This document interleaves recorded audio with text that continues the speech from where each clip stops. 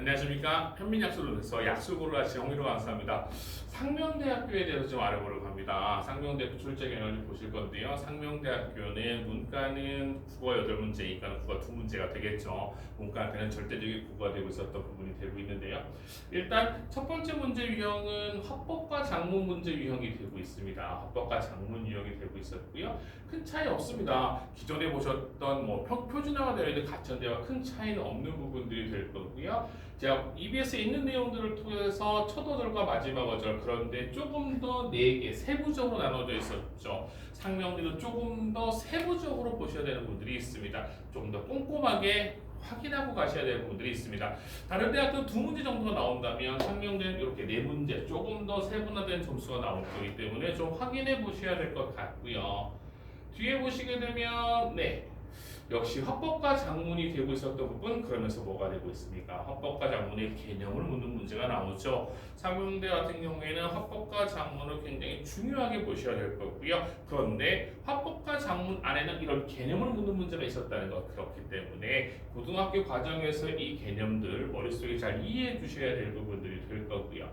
뒤에 가시게 되게 되면 다음 문제 보시게 되면 그렇죠. 실업이란 이렇게 되고 있었고, 이 문제 유형은 역시 독서 문제 유형이 됩니다. 모든 대학에서나 독서 문제 유형이 될 거고요. 그런데 문제를 보시게 되면 옳지 않은 거 2글자 기호를 쓰고 밑줄 칩을 바르게 고쳐 쓰라고 얘기합니다. 이거는 1치 문제가 같아요. 우리 일반적 수능 문제에서도 보시게 되면 보기가 5개 있고 옳지 않은 거 고르라는 문제가 있습니다. 옳은 거 고르라는 문제가 있죠. 역시 얘기 뭐가 되고 있었습니까? 옳은 거 옳지 않은 거 골라서 바르게 고치시오라고 얘기하고 있었다면, 수능에 있는 객관식 유형의 문제를 서술형으로 바꿔놓은 케이스가 되고 있습니다. 그렇기 때문에 수능과 큰 차이를 보인다고 볼 수는 없는 유형의 문제가 출제되고 있었고요. 뒤에 보시게 되면 합법과 작문 문제 같습니다. 대화죠. 근데 뒤에 문제는 뭐가 되고 있었습니까? 그렇죠. 내용 정리 문제가 되죠. 이렇게 내용 정리 문제가 되고 있었다는 건 합법과 작문과 독서의 융합, 내용 정리, 독서는 역시 내용 정리가 되고 있었으니까 거기에 대한 융합이라고 생각해 주시면 되실 것 같습니다. 그러니까 얘는 합법과 작문 문제 같지만 그 내용을 정리하고 있었던 문항들, 즉 독서 유형과 비슷하다고 보시면 되실 것 같고요. 다음 문제 보시게 되면 역시 뭐가 되고 있었습니까? 독서 문제가 되고 있었죠.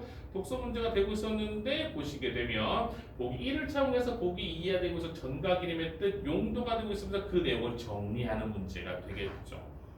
상명대 같은 경우에는 작년에 문과 같은 경우는 평균 점수, 합격 점수가 91점이 넘을 정도로 국어의 내용이 어렵지가 않습니다. 어렵지가 않은 부분들, 기본적인 세부적인 내용만 잘 정리하시면 될 부분들, 그렇다면 뭘 중점으로 보셔야 됩니까? EBS 수능 특강과 수능 완성에 대한 내용을 좀 중점적으로 또 보시면서 내용 이해를 하고 가셔야 될 부분들이 되고 있습니다. 역시 뒤에 부분은 뭐가 되고 있었습니까? 독서 문제가 되고 있었고, 유형은 비슷비슷하게 유형들이 나오고 있었습니다. 내용 정리죠. 옳지 않은 거 2개 찾아 기호수. 아까 보셨죠? 객관식을 주관식으로 바꾼 것처럼 일치 불일치 유형 문제들. 그러니까 결국은 뭐가 중요해요? 내용을 얼마나 이해하고 있느냐가 가장 중요하게 될 부분들이 되고 있습니다. 그리고 뒤에 부분 역시 독서부 바이오매스에 대한 내용, 동일한 내용들, 내용 정리가 되고 있었죠. 거의 보시면 아시겠지만 뭐가 되고 있었습니까? 일치 불일치처럼 옳지 않은 거 그런 문제나 전체적인 내용 정리, 빈칸 채우기 문제 유형이 되고 있었기 때문에 접근성이 까다롭지는 않습니다. 그리고 이 문제는 뭐가 되고 있어? 문법 문제죠. 문법 문제도 학생들이 가장 어려워하는 국어의 역사 쪽이 되고 있습니다. 그렇기 때문에 결국은 상명대에서는 국어의 역사까지 문법이 나온다는 것, 의문의 변동부터 시작해서 단어, 문장, 문법 요소, 그리고 국어 역사까지 어느 파트가 나올지 모른다는 이야기가 될 거기 때문에 전체적으로 문법 정리가 한번 필요한 부분들이 되고 있습니다.